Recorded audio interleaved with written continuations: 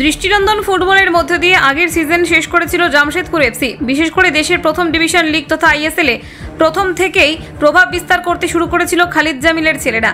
তারা পরাজিত করেছিল মানালো মার্কুয়েজের শক্তিশালী এফসি গোয়া থেকে শুরু করে মুম্বাই সিটি এফসির মতো দলকে।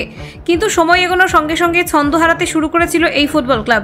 স্বাভাবিকভাবেই যার প্রভাব পড়েছিল টুর্নামেন্টের পয়েন্ট টেবিলে, নেমে আসতে হয়েছিল বেশ কিছুটা নিচে। কিন্তু টুর্নামেন্টের দ্বিতীয় লেগে বদলে গিয়েছিল সমস্ত পরিসংখ্যান।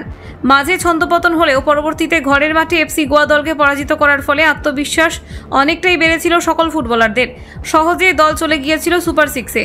তারপর অনায়াসে শক্তিশালী নর্থ ইস্ট ইউনাইটেডকে পরাজিত করে ইন্ডিয়ান সুপার লিগের সেমিফাইনালে স্থান করে নিয়েছিল খালিদ জামিলের ছেলেরা।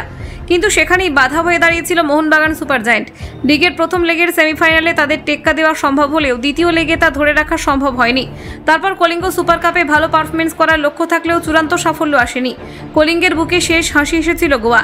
কিন্তু সেই সব এখন অতীত। আসন্ন ফুটবল মরশুমে ভালো পারফরমেন্স করাই এখন অন্যতম লক্ষ্য একবারে লিগ শিল্ড জয়ীদের। সেই মতো অনেক আগে থেকেই ঘর সাজানোর কাজ শুরু করে দিয়েছিল ম্যানেজমেন্ট। নয়া ফুটবলার নির্বাচন করার পাশাপাশি দলের বেশ কিছু পুরনো ফুটবলারদের ফিরিয়ে আনার পরিকল্পনা রয়েছিল তাদের। সেক্ষেত্রে ব্যাপকভাবে উঠে আসতে শুরু করেছিল মনভীর সিং এর নাম। সেটাই হলো শেষ পর্যন্ত। আসন্ন ডুরান্ড কাপ শুরু হওয়ার আগে এই ভারতীয় তারকাকে দলে ফিরিয়ে আনলো খালিদ জামিলের ফুটবল ক্লাব। উল্লেখ্য, গত আইএসএল এর দ্বিতীয় লেগে কলকাতা ময়দানে তৃতীয় প্রধান তথা মোহামেডান স্পোর্টিং ক্লাবের হয়ে খেলতে দেখা গিয়েছিল এই ভারতীয় ফরওয়ার্ডকে।